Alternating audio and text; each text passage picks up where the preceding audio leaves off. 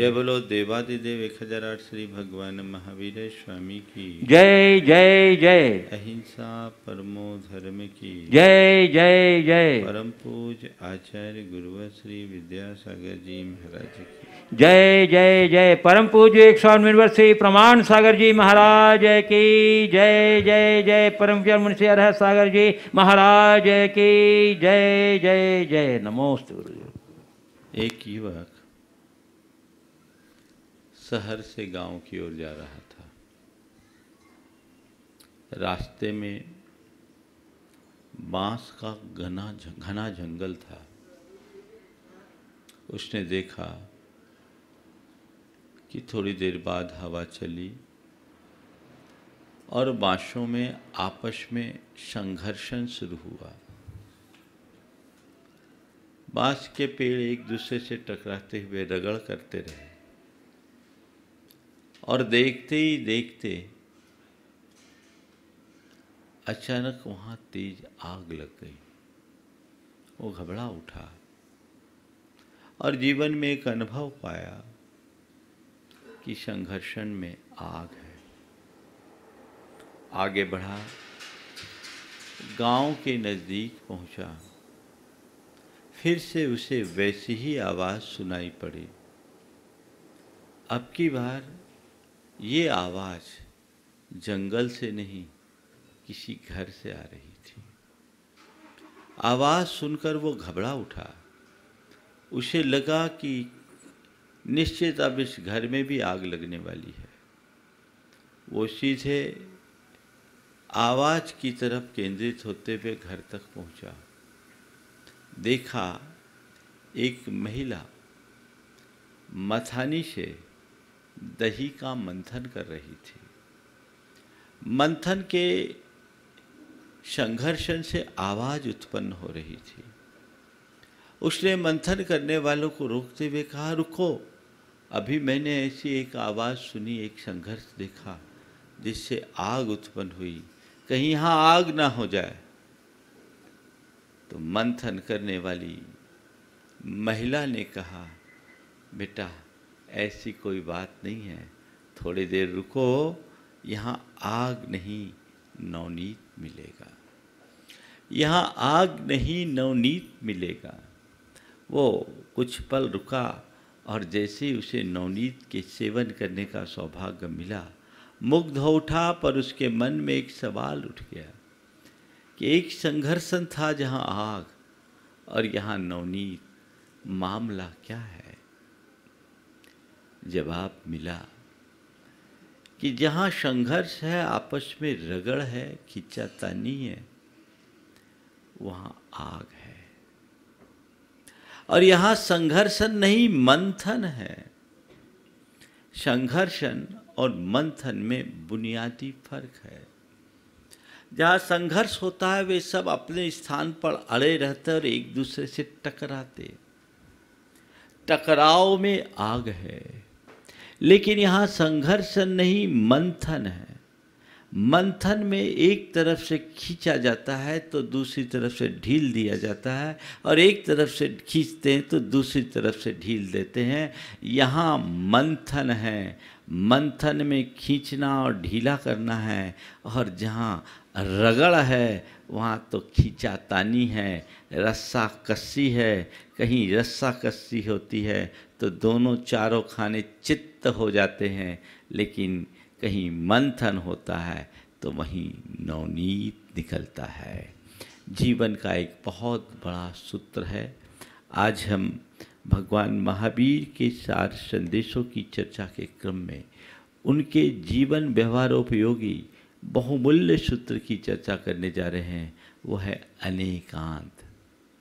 अनेकांत जैन दर्शन का हृदय है। यदि उसे अलग कर दे तो जैन दर्शन में कुछ बचेगा ही नहीं। प्रायः जब कभी भी अनेकांत की बात आती है तो लोग उसे एक दार्शनिक अवधारणा के रूप में देखते हैं कि एक ऐसी धार्मिक अवधारणा है जिसके माध्यम से हम तत्वों की विवेचना करते हैं। पर बंधुओं, अनेकांत किसी दार्शनिक अवधारणा मात्र का नाम नहीं है। अनेकांत हमारे जीवन व्यवहार की वह वस्तु है जिसके बिना हमारा लोक व्यवहार भी नहीं चल सकता। हमारे प्रत्येक प्रवृत्ति में, हमारे प्रत्येक विचार में, हमारे प्रत्येक व्यवहार में अनेकांत का समावेश होना चाहिए और तभी हम अपने जीवन को सुखपूर्वक, आनंदपूर्वक जी सकते हैं। हमारे आचार्यों ने लिखा है, जेन बिना लोगस बहवारो बिन संभवती तम तिह्वनेक गुरुनो नमो नमो नेयंत वायश। जिसके बिना लोक का व्यवहार भी संभव नहीं है, उस तीन लोक के एकमात्र गुरु स्वरूप मैं अनेकांतवाद को नमस्कार करता हूँ। अनेकांत केवल दार्शनिक अवधारणा नहीं, ये नित्य व्यवहार की वस्तु है। इसके बिना हमारा जीवन का क्रम आगे नहीं बढ़ेगा। इससे पहले कि मैं आज की बात आप सब तक आगे बढ़ाऊं, हम सबसे पहले अनेकांत का अर्थ समझें। अनेकांत है क्या? बहुत कम लोग हैं जो अनेकांत को ठीक तरीके से समझ पाते हैं और उसे अपने व्यवहार में लाते हैं। अनेकांत क्या है, इसे समझें और फिर हम देखेंगे कि हम अपने जीवन व्यवहार में इसे किस तरीके से आत्मसात करके अपने जीवन को सुगम, सहज और सुखी बना सकते हैं। वो अनेकांत की बात करता हूँ। अनेकांत शब्द अनेक और अंत, इन दो शब्दों के मेल से बना है। अनेक का मतलब होता है एक से अधिक, और अंत, अंत शब्द के अनेक अर्थ है। अंत का अर्थ छोर भी होता है, अंत का अर्थ सीमा भी होता है, अंत का अर्थ समाप्ति भी होती है, अंत का अर्थ अंत भी होता है। लेकिन यहाँ पर अंत का अर्थ है वस्तुगत धर्म। जगत की जितनी भी वस्तुएं हैं वे सब के सब परस्पर विरोधी अनंत धर्म युगलों का पिंड है। ये वस्तु का स्वरूप है। चीज़ों को हम जैसे देखते हैं वैसी ही नहीं है, उसमें उसके विरोधी गुणधर्म भी विद्यमान है। जैसे एक ग्लास आधा भरा है, एक सत्य है, लेकिन जिस समय ग्लास आधा भरा है उसी समय वो आधा खाली भी है। खालीपन और भरापन दोनों परस्पर विरोधी हैं, लेकिन ग्लास में दोनों अविरुद्ध रूप से स्थित है। इसी तरह हम अपने जीवन को देखें। अगर हम अपने शैशव से लेकर अब तक की अवस्थाओं पर दृष्टिपात करें तो हमारे हजारों चित्र बन जाएंगे, लेकिन अपनी स्मृतियों और अनुभूतियों को ध्यान में रखें तो लगता है हम तो वही हैं। अगर अपने पल पल में परिवर्तित होने वाले चित्रों को देखते हैं तो हमें लगता है हम में बदलाव है, और अपनी अनुभूतियों और स्मृतियों को देखते हैं तो लगता है हम में ठहराव है। बदलाव और ठहराव परस्पर विरोधी है। भेद और अभेद विरोधी है। अनेकता और एकता परस्पर विरोधी है। लेकिन ये सब चीज़ें हमारे जीवन में एक साथ समाहित है। संसार की प्रत्येक वस्तु परस्पर विरोधी गुण धर्म का पिंड है। उसके बिना कोई वस्तु नहीं चलती। एक ही परमाणु में जहाँ आकर्षण शक्ति काम कर रही है, विकर्षण शक्ति भी वहाँ अपना स्थान बनाए हुए है। परमाणु जहाँ जगत की निर्माणकारी शक्ति के रूप में जाना जाता है, वहीं उसकी विध्वंसकारी शक्ति भी किसी से अपरिचित या अनजानी नहीं है। हर वस्तु के साथ ऐसा होता है। हम कहते हैं जल हमारे जीवन का आधार है, जल ही जीवन है, लेकिन वही जल तैरते समय गुटका लग जाए तो वो हमारे लिए जानलेवा भी बन जाता है।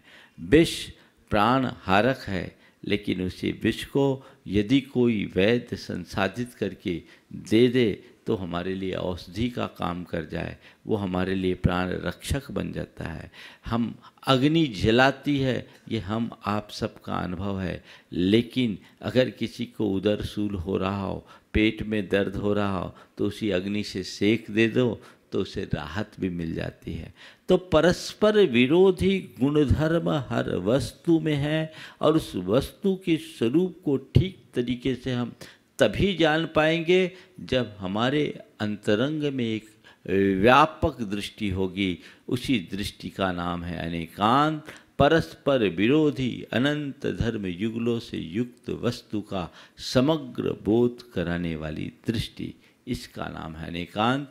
और जीवन व्यवहार में हम इसे आत्मसात कर सकते हैं हर संदर्भ में। मतलब अनेकांत को समझने का अर्थ ही कुल इतना है कि हम चीज़ों को देखने का दृष्टिकोण बदलें। चीज़ें जैसी हमें दिखती है उतनी ही नहीं है, अपितु उस जैसी अनंत दृष्टियों से देखे जाने लायक है। बस इतनी सी समझ लोगों के मन में बन जाए तो उनका जीवन व्यवहार बदल जाए।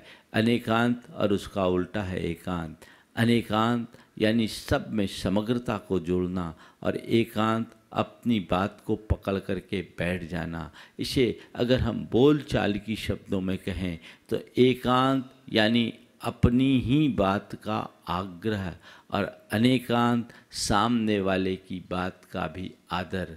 जो केवल अपनी ही बात पर अड़ते हैं उनका चिंतन एकांगी होता है, और अपने जीवन में वे असहजता लाते हैं। लेकिन जो अपनी बात के साथ साथ सामने वाले की बात पर भी आदर भाव रखते हैं, उसे भी सम्मान देते हैं, उनका दृष्टिकोण व्यापक होता है और समन्वय की स्थिति बनती है। दो शब्दों में इसे कह सकते हैं ही और भी। ही यानी मैं ही सही, ये एकांत है। भी मैं तो सही हूँ, तुम भी सही। ही से भी की ओर बढ़ने की कोशिश करनी चाहिए।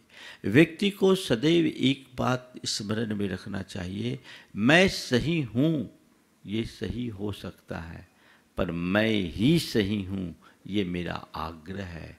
और भी कोई सही है, अपने अपने संदर्भ में हर कोई सही हो सकता है। हमें इसे समझने की कोशिश करनी चाहिए। हम देखें 2 और 2 क्या होता है। हमारा आपका अनुभव है 2 और 2 4 होता है। ये हमने आपने सबने बचपन में सीखा। 2 और 2 4 होता है, ये सही है। लेकिन 2 और 2 4 ही होता है, ये सही कतई नहीं है। क्यों? 2 और 2 को जोड़ने पर 4 होता है, 2 और 2 को गुना करने पर भी 4 होता है, लेकिन 2 और 2 के बीच में माइनस लगा देने पर, घटा देने पर क्या शून्य नहीं होता? और 2 और 2 को भाग देने पर 1 नहीं होता। लेकिन मैं आपसे कहूं कि 2 और 2 22 होता है, तो ये भी गलत नहीं है। जब 2 और 2 के बीच में कोई शर्त होता है तो वो एक अपने हिसाब से 4 हो जाए या 0 हो जाए या 1 हो जाए, लेकिन 2 और 2 के मध्य जब यहाँ कोई कंडीशन नहीं होती, वहाँ 2 और 2 22 होता है। तो आप 2 और 2 4 की बात पर आग्रह कर रहे हो, ये भूल भरी दृष्टि है। 2 और 2 4 जितना सही है, 2 और 2 22 भी उतना सही है, और 2 और 2 0 भी उतना ही सही है। इसी समझ को विकसित करने का नाम अनेकांत है। अपनी दृष्टि को व्यापक बनाएं। आज मैं आपसे कहता हूँ, जीवन व्यवहार में अनेकांत की दार्शनिक विवेचना आज का अपेक्षित विषय नहीं है, पर जीवन व्यवहार में हम अनेकांत को आत्मसात करके किस प्रकार सुखी रह सकते हैं, आज कुछ चर्चा आपसे मैं केवल उसकी ही करूँगा कि हमें हमेशा व्यापक दृष्टिकोण रखना है, ही नहीं भी। गुरुदेव कहते हैं कि ही से भी की ओर ही बढ़े सभी हम लोग, 6 के आगे 3 हों विश्व शांति का योग। अनेकांत की ओर आना है, एकांत से अनेकांत की ओर। ही आग्रह है, भी में समन्वय है। ही यानी 36। 36 क्या होता है? 3 6 को पीठ दिखाता है और 6 3 को पीठ दिखाता है। दोनों एक दूसरे की तरफ देखना पसंद नहीं करते, तो 3 6 का आंकड़ा होता है, और 36 का आंकड़ा जिनके बीच है, आप समझते क्या होता है? मैंने बहुतों के बारे में सुन रखा है कि 36 गुण मिला के शादी किए हैं, पर 36 का आंकड़ा बना हुआ है। ये हाल है, ये 36 है। इस 36 को पलट करके 63 करना है और कुछ नहीं करना है। और क्या करना है, 3 का मुंह 6 की तरफ कर देना है और 6 का मुंह 3 की तरफ कर दें। अगर 3 6 को गले लगाने को तैयार हो जाए और 6 3 से गले लगने को लग जाए तो फिर 63 बन जाए। इसीलिए हमारे यहाँ 63 का संबंध है, 63 सलाका पुरुषों के रूप में कहा गया। तो हमें कोशिश करनी है 36 से 63 की ओर यात्रा करने की। सवाल है कि हमारे अंदर इस तरह का जो दुराग्रह भाव उत्पन्न होता है वो क्यों होता है? वह हमारे एकांगी सोच का परिणाम है। इस सोच को हम अनेकांत की दृष्टि से कैसे विकसित कर सकते हैं? अनेकांत और एकांत, आग्रही दृष्टि है तो एकांत है, और हमारी दृष्टि अनाग्रही बनी, व्यापक बनी तो अनेकांत है। 4 बातें आज के संदर्भ में मैं आप सबसे करूँगा, और उसे हमने आत्मसात कर लिया तो समझ लें हम अपने जीवन व्यवहार को बड़ा आनंदमय बना सकते हैं।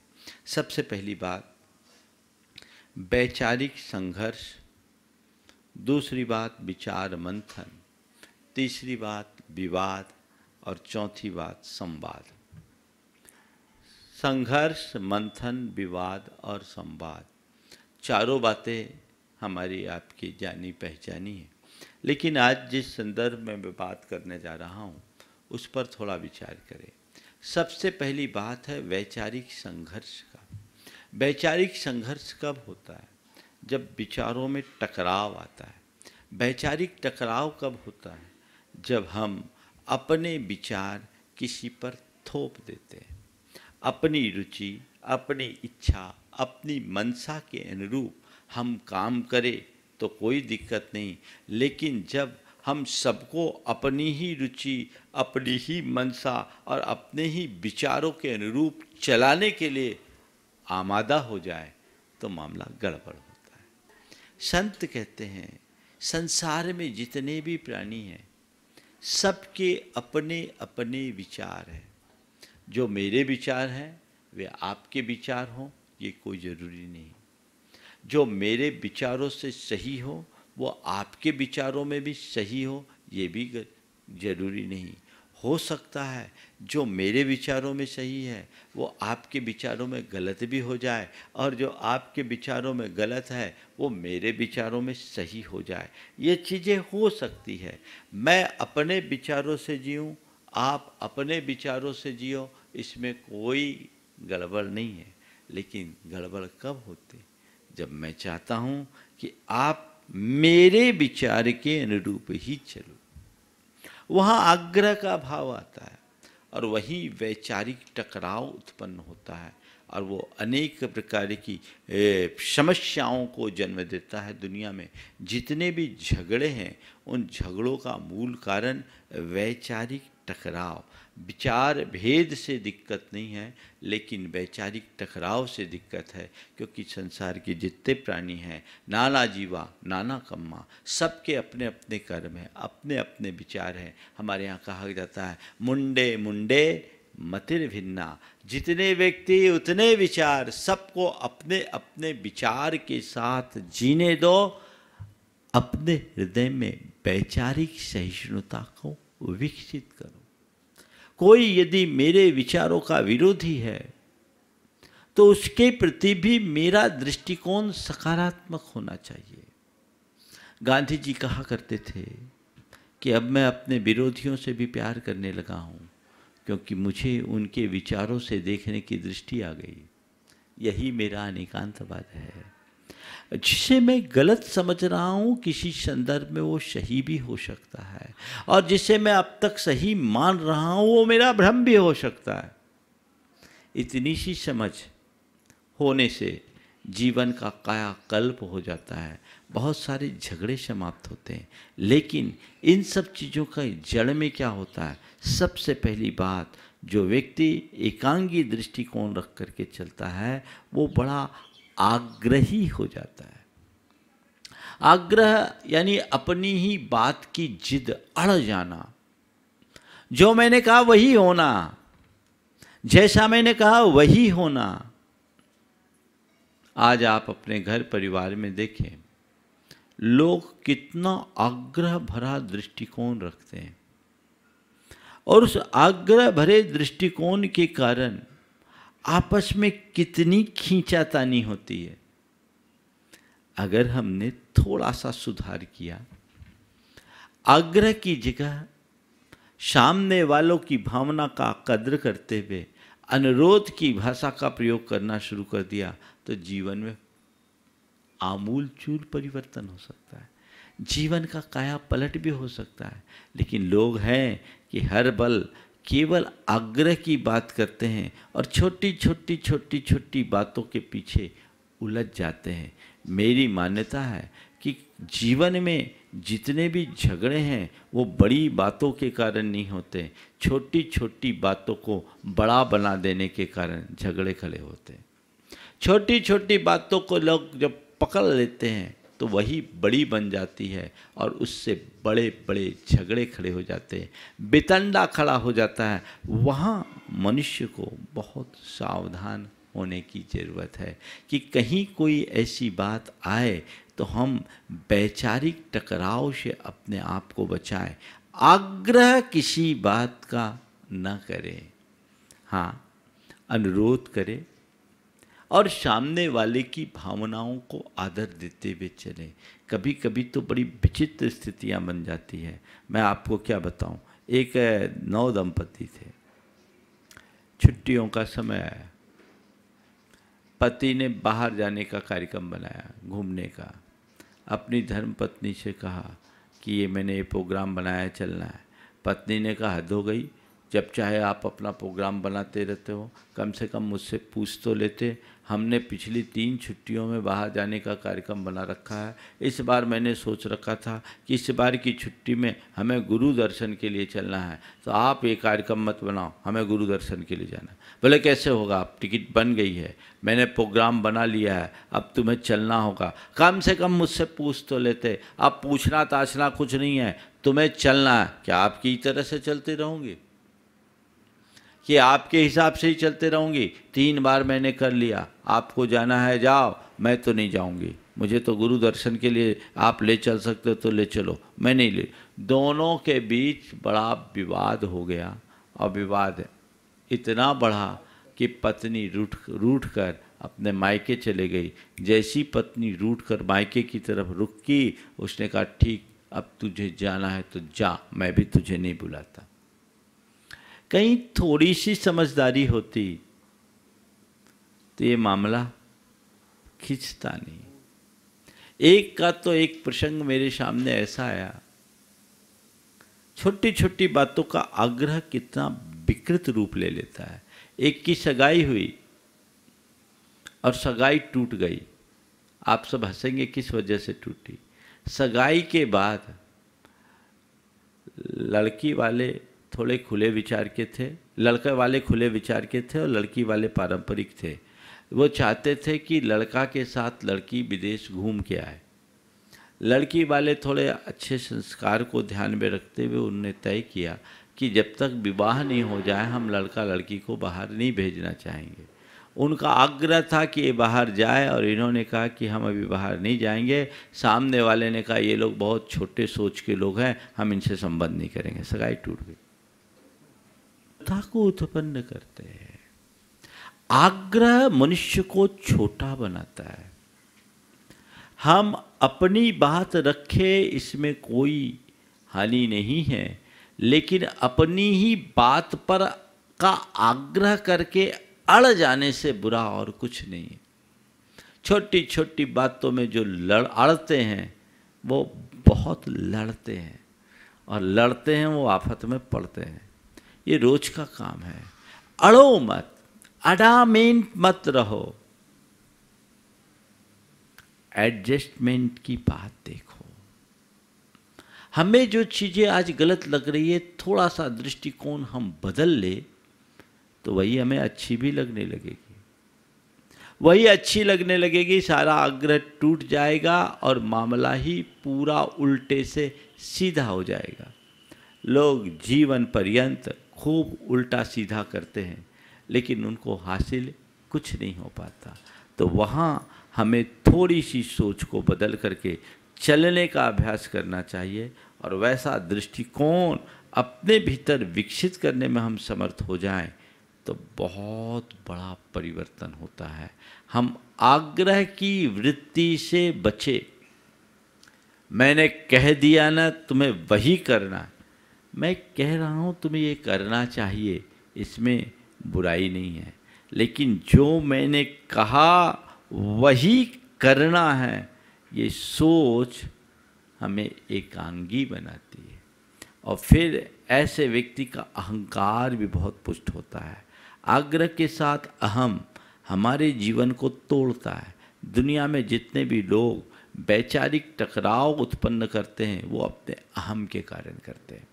अहम झुकने नहीं देता। अहंकार की सबसे बड़ी कमजोरी है, वो अहंकारी दुखी होने को तैयार है पर झुकने को तैयार नहीं। अहम को हम थोड़ा गौण करें। अगर हमारी सोच बड़ी होती है, अगर हमारे अंदर अनेकांतात्मक दृष्टिकोण विकसित होता है तो हम धीरे धीरे अपने अहम को गौण कर लेंगे और अहम को गौण करते ही समन्वय की दिशा अपने आप बन जाती है। किसी भी बात को इश्यू बना देने की प्रवृत्ति आजकल आम हो गई है। अब बड़ों की बात तो जाने दीजिए, छोटे छोटे बच्चे भी बड़े इगोइस्ट होने लगे।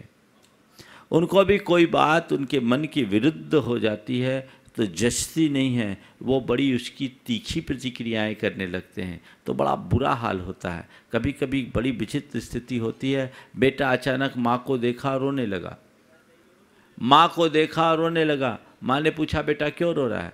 माँ ने पूछा बेटा क्यों रो रहा है? बोला गिर गए थे। बोले कब गिरा था? बोले 8 बजे। बोले 8 बजे गिरे थे, अभी तो 10 बज रहे, अभी तो क्यों रो रहा है? बोले उस समय कोई देखने वाला नहीं था। 8 बजे गिरा है, 10 बजे रो रहा है क्योंकि 8 बजे कोई देखने वाला नहीं था, अभी मुझे देखने वाला है इसलिए रो रहा हूँ। ये जो एक टेंडेंसी है, इस टेंडेंसी को बदलना चाहिए।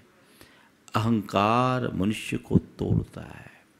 यदि आपके चिंतन में अनेकांत बैठ जाए तो न आग्रह का भाव होगा, न अहम की प्रबलता, उसे आप गलाने में समर्थ हो जाओगे। फिर आपस में टकराव की स्थिति कभी निर्मित नहीं होगी। आप वैचारिक समन्वय और वैचारिक सहिष्णुता के उदाहरण बनेंगे, वैचारिक टकराव के नहीं। ये हमें कोशिश करनी चाहिए। वस्तुतः विचारों को थोपना भी एक प्रकार की हिंसा है जो आकुलता की जननी है। इसलिए हमेशा अपने विचार को स्वतंत्रता पूर्वक प्रकट करें, लेकिन विचार थोपने के आदी और अभ्यासी न बने। ये आग्रह से अपने आप को बचाएं। जो आग्रही होते हैं उनका पतन होता है। रावण दुराग्रही था, उसका अंत हो गया। श्री राम आग्रह मुक्त थे, आज जन जन के आदर्श बन गए। अगर रामचंद्र जी ने आग्रह किया होता कि मुझे अयोध्यापति ही बनना है तो वो अयोध्यापति जरूर बन गए होते, वो उसमें समर्थ थे, लेकिन जन जन के आराध्य नहीं बन पाते। वे बन गए राम, राम बन गए। तो सोच हमेशा ये होनी चाहिए कि छोटी छोटी बातों में आग्रह से बचे। आज घर परिवारों में इस आग्रह के कारण कैसी कैसी भयावह स्थिति, विकराल स्थितियाँ निर्मित होती है। मैं आपको एक परिवार की बात बताऊं जो मेरे संपर्क में रहा। 3 भाई, 3 भाइयों का परिवार, तीनों सुसंपन्न, पर्याप्त संपत्ति, किसी के पास किसी चीज़ की कमी नहीं, लेकिन एक पैतृक संपत्ति थी। उस पैतृक संपत्ति को लेकर के तीनों के बीच बड़ा आग्रह, और तीनों उसको इशू बनाए हुए थे। तीनों चाहते थे कि इसे हमें मिले, ये हमें मिले, ये हमारी पुश्तैनी संपत्ति है, ये हमारे बाप दादाओं की संपत्ति है। यद्यपि उनकी कुल संपत्ति के आगे इसका कोई महत्व नहीं था, ज़्यादा मूल्य भी नहीं था, लेकिन तीनों का आग्रह उस संपत्ति के साथ इतनी प्रगाढ़ता के साथ जुड़ा हुआ था कि वे उसे छोड़ने के लिए तैयार नहीं। आपस में बेहद खींचातानी थी। संयोग तो वहाँ हमारा प्रवास हुआ। तीनों भाइयों की विशेषता ये थी, धर्म और समाज के क्षेत्र में आगे रहने वाले थे, लेकिन तीनों का आपस में इतना मनमुटाव हो गया था कि तीनों एक दूसरे का नाम सुनना भी पसंद नहीं करते थे। मेरे कानों तक बात आई, लोगों ने कहा महाराज इन तीनों भाइयों का झगड़ा मिट जाए तो हमारे समाज को बहुत बड़ी उपलब्धि होगी। आज इनके पीछे समाज बट रही है। मैंने कहा देखो उचित अवसर आएगा तो मैं बात करूंगा। एक दिन मौका मिला, मैंने बात किया, एक एक करके तीनों से बात की। तीनों के मुख से एक ही बात निकली, ये हमारा पुश्तैनी मकान है, इससे हमारा बड़ा लगाव है, वहीं से हमने अपनी शुरुआत की, इसे हम नहीं छोड़ेंगे, इसे हम नहीं छोड़ेंगे, इसे हमारे बाप दादाओं की चीज़ है। मैंने तीनों की बात सुनने के बाद तीनों से कहा अगर तुम लोग चाहो तो मैं एक अच्छा सुझाव देता हूँ और तुम्हारे झगड़े भी मिट जाएंगे और तुम तीनों का हक भी उसमें बना रहेगा। बोले क्या है? मैंने समझाया, तीनों को मोटिवेट किया और कहा एक काम करो, इस पुश्तैनी मकान में एक दातव्य औषधालय चालू कर दो, एक ट्रस्ट बना दो, तुम तीनों ट्रस्ट में जुड़ करके उसको आगे से चलाओ। कमी तो तुम्हारे पास कुछ नहीं है, तुम बाप दादाओं की संपत्ति कह करके लड़ रहे हो। अरे बाप दादाओं के लिए लड़ने की जगह बाप दादाओं के नाम पर कुछ करने के लिए संकल्पित हो जाओ, काम हो जाएगा। उन्हें मेरी बात समझ में आ गई और वहाँ एक दातव्य औषधालय आज भी चल रहा है, बखूबी आपस का झगड़ा भी मिट गया। लेकिन अगर ये बात मानने को राजी नहीं होते तो न जाने कितना बड़ा बखेड़ा खड़ा होता। तो अनेकांत कहता है कि हम हमेशा अपनी दृष्टि को बड़ी बनाएं, वैचारिक टकराव से अपने आप को बचाएं, आग्रह का भाव न रखें, अहंकार को अपना गौण करें, आवेश को अपने ऊपर हावी न आने दें और आसक्ति से अपने आप को मुक्त रखें। यदि ये बातें हमारे जीवन में हो तो हम अपने जीवन में बहुत बड़ा बदलाव घटित कर सकते हैं। वहाँ विचार का टकराव नहीं होगा। अनेकांतात्मक दृष्टि रखने का मतलब है विमर्श करो, विचार विमर्श करो, आपस में बातचीत करो। बातचीत करना और बात है और आपस में बहस करना और बात है। बहस में विग्रह होता है और विमर्श में हर्ष होता है, विमर्श में मंथन होता है। हम किसी के साथ विचार विनिमय करें, आपस में बातचीत करें और निष्कर्ष निकाल करके आगे बढ़े तो वो हमारी प्रगति का कारण बनता है। क्योंकि हर मनुष्य अपने आप में अधूरा है, सब में कुछ न कुछ कमी है। कोई व्यक्ति ये सोच करके चले कि मैं अपने आप में परिपूर्ण हूँ तो ये उसकी भूल है। हर कोई अधूरा है और हमें एक छोटे से बच्चे से भी बहुत कुछ सीखने को मिल सकता है। बच्चे की बात तो जाने दीजिए, एक चींटी भी हमें अनुशासन और लगनशीलता का पाठ पढ़ाती है। वो हमारे अंदर दृष्टि होनी चाहिए। तो यदि आपकी दृष्टि उदार होगी तो आप आपस में विचार विमर्श करने के लिए तत्पर होंगे, विवाद करने के लिए नहीं। विचारिक टकराव आपस में नहीं होंगे, विमर्श में संवाद जुड़ता है और टकराव में वैचारिक संघर्ष होता है तो वहाँ पर विवाद उत्पन्न होता है। तो हमेशा विवाद को टालना चाहिए और ये कोशिश करें कि विवाद की जगह हम संवाद को अपने जीवन में स्थापित करें। नीतिकारों ने बहुत अच्छी बात की है, वादे वादे जायते तत्तबोध है और वादे वादे जायते वैर बोध है। बात ही बात में तत्व का ज्ञान हो जाता है और बात ही बात में बखेड़ा खड़ा हो जाता है। आप अगर बात करने का तरीका सकारात्मक और आग्रह मुक्त रखे हैं तो आपके बात से बहुत अच्छी बातें भी निकल सकती है। और जो लोग अपनी ही बात का आग्रह करके बैठ जाते हैं वो बात ही बात में बड़े बड़े विवाद खड़े कर देते हैं। हमारे यहाँ बुंदेलखंड में एक कहावत है,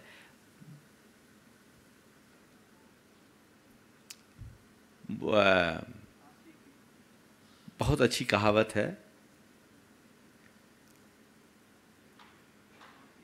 वादे वादे जायते तत्वबोध वादे वादे। हाँ, ज्ञानी से ज्ञानी मिले दो दो बातें हों, ज्ञानी से ज्ञानी मिले दो दो बातें होए और मूर्ख से मूर्ख मिले दो दो लातें हों। ज्ञानी से ज्ञानी मिले दो दो बातें होए और मूर्ख से मूर्ख मिले दो दो लातें हों। मुझे ये पता आप लोग मूर्ख नहीं हैं, आप सब ज्ञानी हैं, पर आपको ये देखना है कि बातें हैं या लातें हैं, ये आपको देखना है। अगर बातें हैं तो ये ज्ञानीपन की पहचान है और लाते हैं तो ये बहुत बड़ा प्रश्न चिन्ह बन करके खड़ा होता है कि आखिर हम हैं क्या। आग्रह जहाँ ज़्यादा होता है वहाँ इस तरह की स्थितियाँ बनती रहती है। अनेकांतात्मक सोच का मतलब ही है कि हम व्यापकता से सोचें, उसके दूसरे पहलू को भी देखने की कोशिश करें। हर घटना में, हर प्रसंग में, हर परिस्थिति में उसका दूसरा पहलू भी है। जब हम उस दूसरे पहलू पर विचार करके चलते हैं तो जीवन में एक अलग प्रकार की प्रेरणा जगती है, एक अलग प्रकार की भावना जगती है। इसलिए अनेकांत को अपने जीवन का आदर्श बनाएं। 4 बातें आज के संदर्भ में सार के रूप में मैं बोलकर, आपको नित्य व्यवहार में अनेकांत लाना है तो कैसे लाए, ये 4 बातें आपको आखिरी में मैं दे रहा हूँ, वो याद रखें, जीवन भर आनंद आएगा। सबसे पहली बात, बुराई में अच्छाई देखें। ये अनेकांत सोच का परिणाम है। जिससे मैं बुरा देख रहा हूँ, बुरे के रूप में देख रहा हूँ, बुराई के रूप में देख रहा हूँ, बुराई है, बुराई को मैं अच्छाई नहीं कहता। लेकिन कई बार ऐसा भी देखने में आया है, कई बार क्या प्रायः ऐसा होता है कि जो किसी संदर्भ में बुराई है वो किसी अन्य संदर्भ में अच्छाई भी बन जाती है। अगर आपके अंदर ऐसी क्षमता हो कि बुराई में अच्छाई देख सको तो कभी रोना नहीं आएगा। चाहे कोई बुरा व्यक्ति तुमसे जुड़े या जीवन में कोई बुरा प्रसंग आकर के खड़ा हो, बुराई में भी अच्छाई देख सकोगे। कई बार बड़ी विषम स्थिति होती है। एक बहन जी आई, बहुत दुखी थी। मैंने पूछा क्या बात है? बोला महाराज जी क्या करूं, मेरे पति ठीक नहीं है, उनका स्वभाव ठीक नहीं है, उनका स्वभाव ठीक नहीं है। और महाराज जी, मैंने पूछा क्या बात हो? बोले महाराज रोज़ उठपटांग बोलते रहते हैं, कुछ ना कुछ होता है, अब मुझसे सहन नहीं होता, मैं क्या करूं, बहुत दिन हो गए, अब मुझसे कुछ सहा नहीं जाता। मैंने कहा कितने वर्ष हो गए विवाह के? बोले 20 साल हो गए। हम बोले 20 साल सह लिया, और थोड़ा सह लो। महाराज अब सहा नहीं जाता, मैं क्या करूं? बोले क्या बोलते? बोले महाराज बहुत उठपटांग बोलते हैं, उठपटांग बोलते हैं। बोले केवल बोलते ही हैं ना, और तो कुछ नहीं करते? कभी मारपीट तो नहीं? बोले नहीं महाराज, मारपीट की कोई बात नहीं, उतनी तो हिम्मत नहीं है उनकी।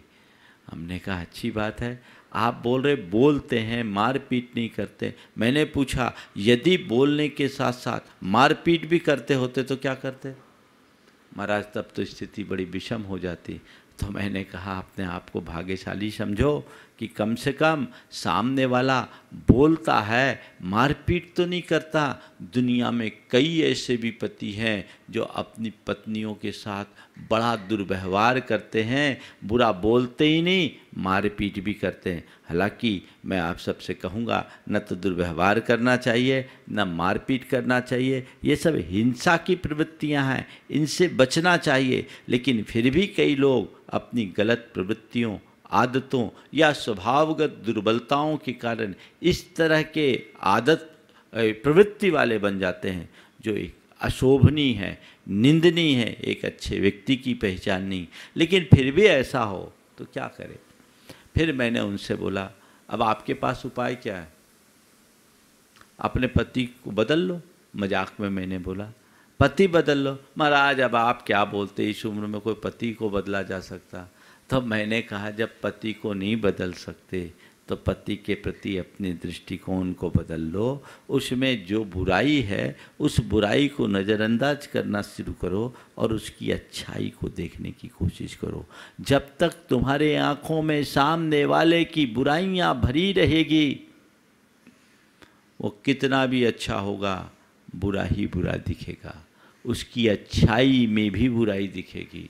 लेकिन ये चश्मा उतरते ही बुराई में भी अच्छाई दिख सकती है।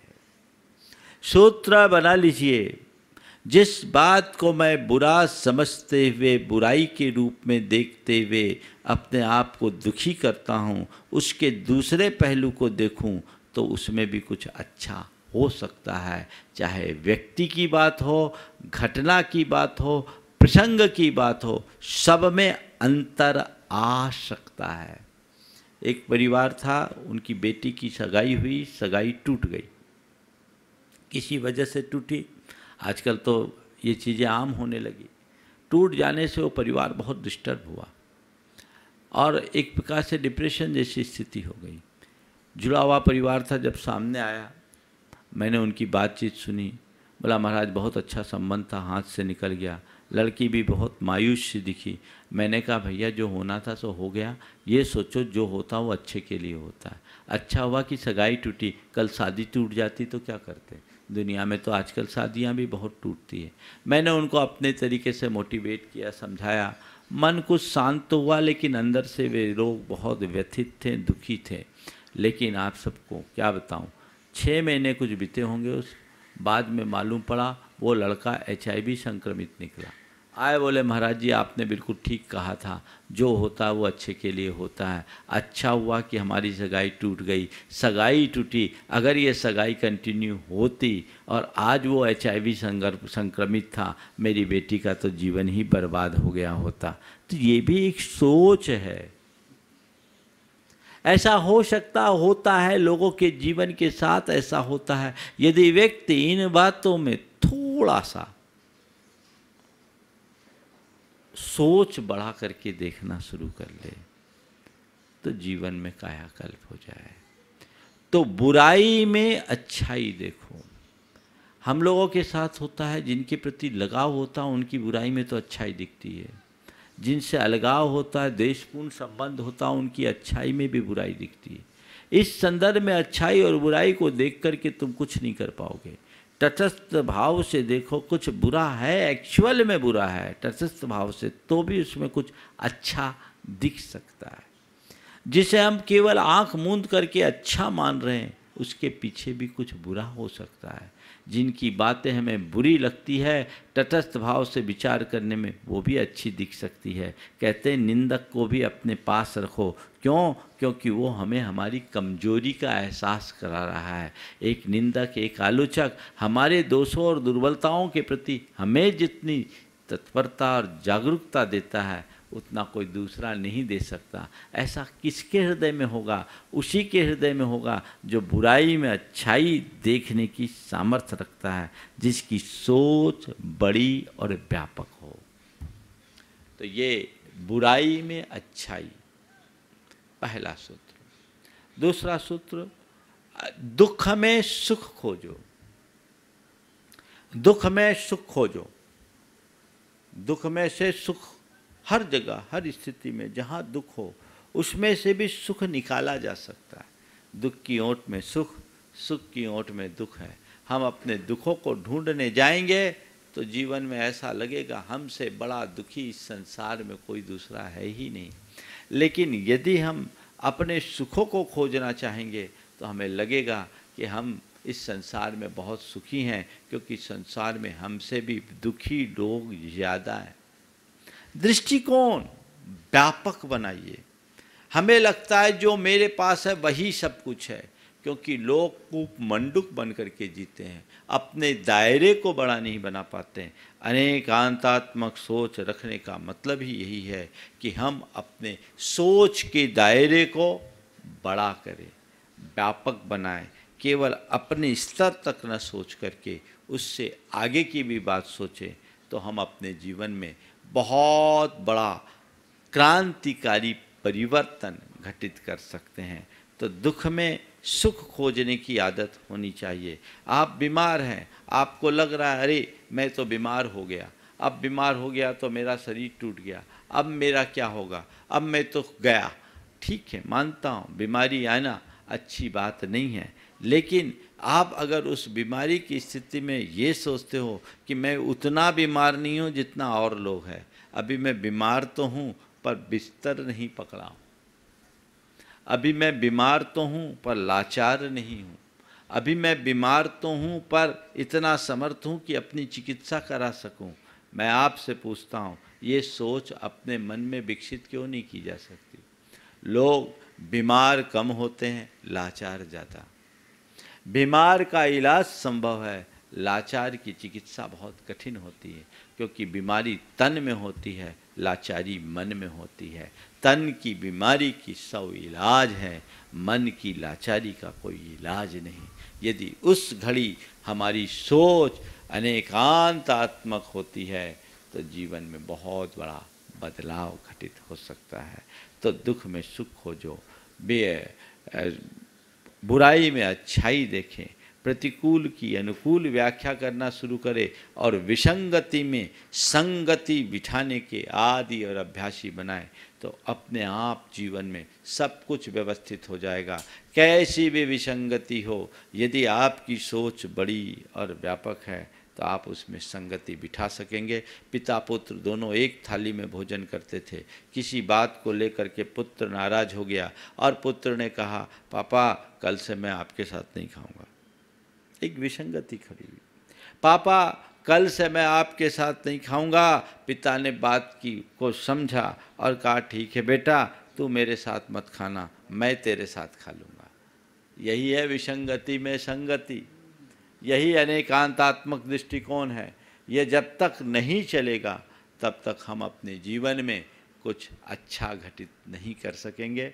तो अनेकांत को अपने जीवन के नित्य व्यवहार की वस्तु के रूप में रखें, जिसकी आज सबसे ज़्यादा ज़रूरत है। आज लोगों की सोच बहुत संकीर्ण और अनुदार होते जा रही है। वैचारिक असहिष्णुता के लोग शिकार हो रहे हैं, जिससे जीवन में अनेक प्रकार की विकृतियाँ दिनों दिन पनपते जा रही है। इन सब से हम बचें, सोच को बड़ा बनाएं और अपने जीवन को ऊंचा उठा सके। इस भाव के साथ मंगल भावना की पंक्तियों के साथ मैं विराम लूँगा। मेरे साथ आप सभी मंगल भावना की पंक्तियाँ दोहराएंगे। मंगल मंगल होए जगत में सब मंगलमय होए। मंगल मंगल होए जगत में सब मंगलमय हो। इस धरती के हर प्राणी का मन मंगलमय हो। इस धरती के हर प्राणी का मन मंगलमय हो।